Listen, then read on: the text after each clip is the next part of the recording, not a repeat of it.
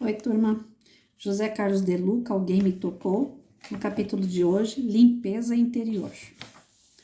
Ai de vós, escribas e fariseus hipócritas, limpais o corpo e o prato por fora, mas por dentro estáis cheios de roubo e cobiça. Fariseu cego, limpa primeiro o copo por dentro, que também por fora ficará limpo. Jesus que disse isso. Na passagem acima citada, Jesus dirige a sua palavra veemente a dois grupos de pessoas que lidavam diretamente com a religião, os escribas e os fariseus.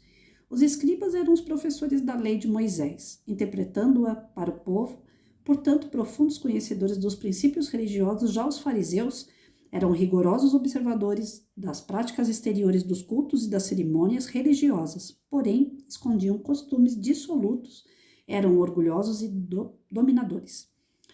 Com palavras fortes, Jesus adverte aqueles que buscam apenas uma vida religiosa de fachada, tal qual ocorria com os escribas e fariseus.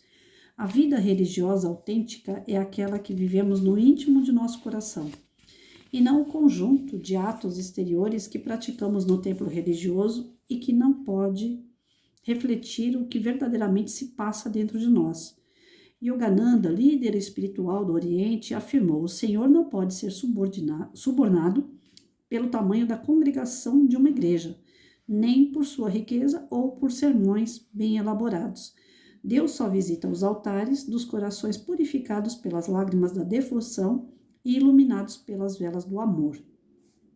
Eu posso estar de joelhos diante do altar em ato de aparentemente humildade perante Deus, porém, se meu coração estiver cheio de orgulho e rancor, poderei passar o dia todo naquela posição, que o máximo que eu conseguirei será uma tremenda dor nos joelhos. A melhor oferenda que podemos fazer a Deus é perdoar aquele que nos ofendeu, e somente no espírito de humildade o homem consegue perdoar. Isto é a religião verdadeira, aquela que vai por dentro de nós e não aquela em que atos são meras aparências. Lembro aqui de um trecho da carta do apóstolo Tiago. Alguém pensa que é religioso? Se não souber controlar a língua, a sua religião não vale nada, e ele está enganando a si mesmo. Sabem por que Tiago escreveu essas palavras? Porque logo após a crucificação de Jesus, Tiago e Matias caminhavam pela estrada em direção à cidade de Betânia e conversavam a respeito da traição de Judas. Ambos faziam severas críticas ao companheiro que, num momento de fraqueza e falta de vigilância, deixou-se arrastar por ideias equivocadas, que culminaram no episódio da traição e morte de Jesus. Referiam-se a Judas em tom depreciativo e não se cansavam de encontrar razões para taxá-lo de representante das trevas. Mas no decorrer da viagem, uma luz resplandecente se aproximou no caminho de Tiago e Matias. Ambos ficaram assombrados perante o quadro luminoso que surgia diante deles e reconheceram que aquela luz era Jesus, que se aproximava. Quanta emoção passou a dominar-lhes o coração! O mestre estendeu sua mão amorosa aos discípulos amigos, mas nada dizia. Foi então que Tiago pediu a Jesus que voltassem a Jerusalém, e o Cristo respondeu doce e firmemente: não, Tiago, não vou agora à cidade. Sigo em missão de auxílio a Judas.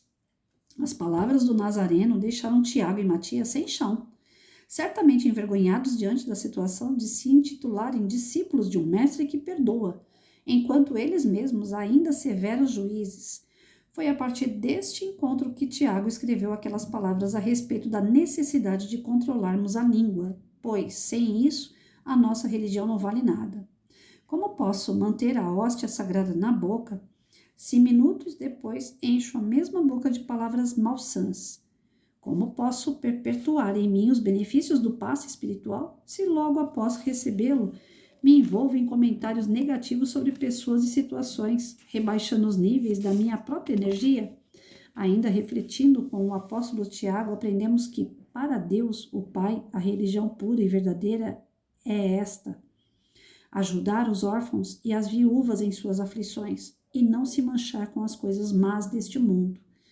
Portanto, a religião mais pura e verdadeira perante Deus é a prática da caridade. Somente o ato de fazer o bem ao próximo é capaz de fazer bem a nós mesmos. O homem de fé mas que não se torna melhor para seu semelhante, que não tem boas ações, está perdendo tempo e enganando a si mesmo. Novamente, ouçamos as palavras claras e fortes de Tiago. Você tem fé e eu tenho boas ações. E eu respondo. Então, mostre-me como é possível ter fé sem ter boas ações. E eu vou lhe mostrar a minha fé por meio das minhas ações. Você crê que há somente um Deus? Ótimo. Os demônios também creem e tremem de medo. Seu tolo, você quer saber de uma coisa? A fé sem boas ações não vale nada. A religião verdadeira de Jesus é limpar-se interiormente de toda maldade e encher-se de bondade nas mãos, nas palavras e nos pensamentos. Somente quando o copo fica limpo por dentro é que ele também se limpa por fora.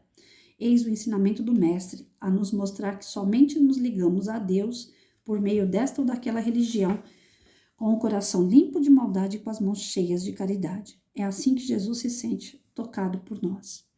Então, nesse texto aqui, ele está dizendo praticamente quase igual o texto que eu li agora há pouco, que também é de José Carlos de Luca, só que é Minutos com Chico Xavier, o nome do livro. E o texto falava sobre isso. Fazer ao outro o que gostaria que fizesse com você.